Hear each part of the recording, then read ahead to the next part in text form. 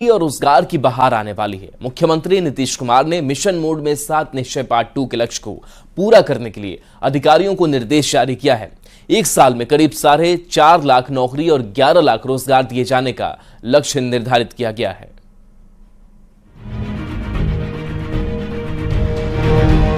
नौकरी और रोजगार की मार झेल रही बिहार में बहुत जल्द बम्पर बहाली होने जा रही है। नौकरी और रोजगार की बहार लाने के लिए मुख्यमंत्री नीतीश कुमार ने अफसरों को मिशन मोड में काम करने के निर्देश दिए हैं। 7 निश्चय पार्ट 2 के तहत लाखों लोगों को नौकरी दी जाएगी। सरकार का लक्ष्य 10 लाख सरकारी नौकरी के साथ ही 10 लाख रोजगार देने का भी है। अब तक 5,16,000 नौकरी दी जा चुकी है। 1,99,000 नौकरी के लिए प्रक्रिया पूरी भी कर ली गई है। सरकार ने अगले 3 महीने में नियुक्ति पत्र देने का लक्ष्य रखा है। 2,11,000 नियुक्ति की प्रक्रिया लगातार जारी है।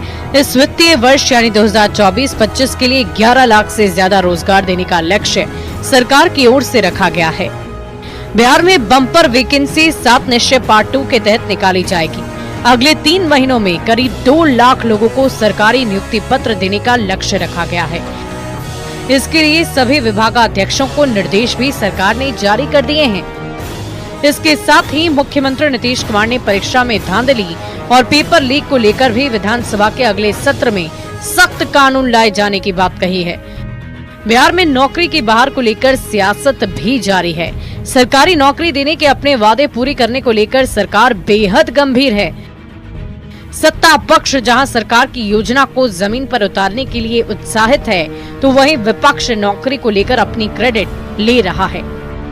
बिहार की एनडीए सरकार मिशन मोड में 24-25 तक 11 लाख नौकरियां देगी। 7 निश्चय पार्ट 2 के माध्यम से 10 लाख रोजगार देने की घोषणा की गई थी, जिसमें से 5,16,000 नौकरियां दे दी गई है और 1,99,000 पदों पर प्रक्रियाधीन है, जो कि माननीय मुख्यमंत्री श्री नीतीश कुमार जी ने साफ निर्देश दिए हैं कि 3 महीने के अंदर नियुक्तियां पत्र बांटने के लिए 10 लाख से ज्यादा नौकरियां देने की बात आज मुख्यमंत्री जी ने की है, लेकिन ये सिर्फ जुमलाबाजी है। ये उसी तरह से भ्रम की राजनीति है जिस तरह से भारतीय जनता पार्टी ने केंद्र की सत्ता में आने से पहले वादा किया था कि हर साल हम 2 करोड़ नौकरियां देंगे। बिहार में नौकरी रोजगार का मुद्दा काफी अहम रहा है। युवाओं को नौकरी चाहिए। विभागों के खाली पड़े पदों को भरने की मांग लगातार की जाती रही है। नीतीश कुमार ने अपने शासनकाल में 7 निश्चय पार्ट 2 के तहत ही नौकरी देने का वादा निभाते आए हैं और ऐसे में मुख्यमंत्री के ताजा निर्देशों के बाद बिहार में एक बार फिर बम्पर बहाली और नौकरी की उम्मीद जगी है।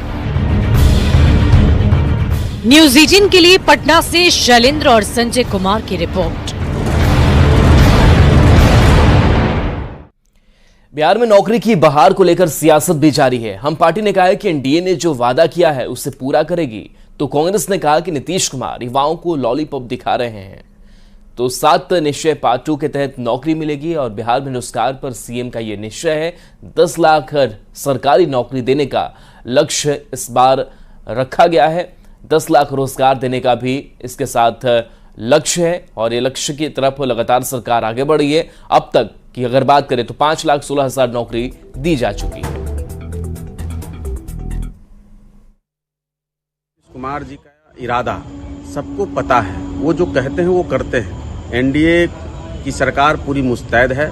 7 निश्चय पार्ट 2 के तहत जो 10 लाख नौकरी और 10 लाख से ज्यादा रोजगार देने की बात है, उसको हम मिशन मोड में पूरा करेंगे। ये हमारा बिल्कुल जनता के साथ कमिटमेंट है। नीतीश कुमार जी की इच्छा शक्ति की कमी है। अगर नीतीश कुमार जी चाहते तो बिहार में जितने रिक्त पद हैं वो कब के भर चुके होते। अभी भी वो चाहते नहीं मन से कि जो बिहार में रिक्त पद है वो भरे और नौजवानों को नौकरी मिले। वो लॉलीपॉप दिखाना चाहते हैं, सिर्फ विज्ञापन लाना चाहते हैं और समय से पूर्व बिहार में चुनाव कराना चाहते हैं और नौजवानों को ठगना चाहते हैं। केंद्रीय मंत्री बनने के बाद जीतन राम मांझी पहली बार पटना पहुंचे। पटना पहुंचने पर कार्यकर्ताओं ने उनका ढोल नगाड़े और आतिशबाजी से भव्य स्वागत किया। मांझी ने भरोसा दिलाया कि केंद्रीय मंत्री के नाते वो अपना सर्वश्रेष्ठ प्रदर्शन करेंगे। मांझी ने एनडीए की सरकार जल्द गिरने की विपक्ष के दावे को भी खारिज कर दिया।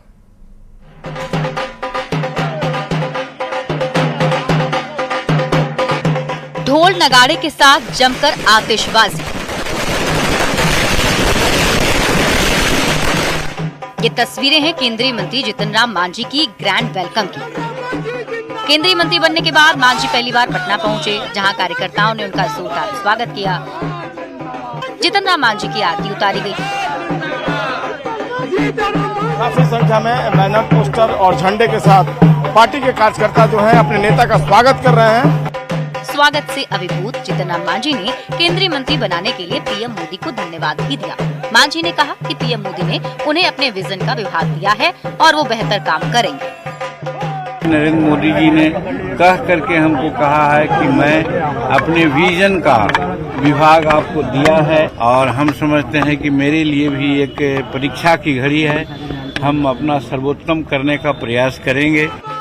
मांझी ने कहा कि उन्हें जो विभाग मिला है उसमें लाखों करोड़ों नौकरियों की संभावना है। साथ ही मांझी ने ये भी भरोसा दिलाया कि बिहार के लिए वो अलग से बहुत कुछ करेंगे।